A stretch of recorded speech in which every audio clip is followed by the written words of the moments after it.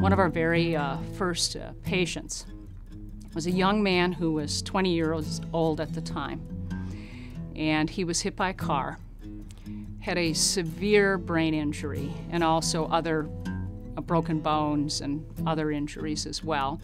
He came to us the day before Christmas, was very ill at that time, wasn't awake. I remember his parents wondering if he'd ever be able to talk or walk again, or his father said something to me, I just hope he's able to enjoy life. Over a period of about 4 to 5 years, a lot of hard work on his part, tremendous patience on the part of the therapists that were working with him, because his steps towards his goal were extremely slow. He went from really not being able to sit up to, after several months, being able to propel a wheelchair, then walking with a walker and braces. Gradually, over time, no braces, no aids. This young man is now 40 years old. He's been employed full-time for many years at Wegmans. He has a wife. He has 2 children. And to me, that is something to celebrate. In the field of rehabilitation, the people that come to me have just had a very devastating illness or injury.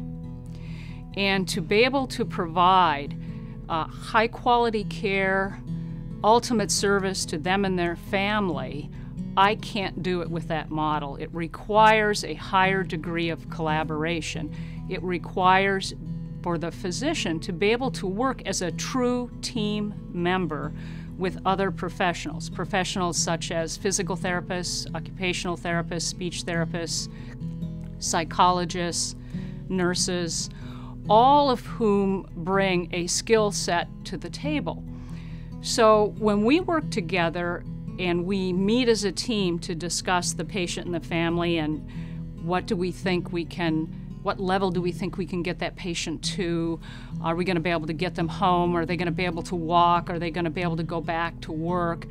It isn't just the physician telling the therapist what to do. It's understanding from the therapist what that patient's doing now, what the problems are.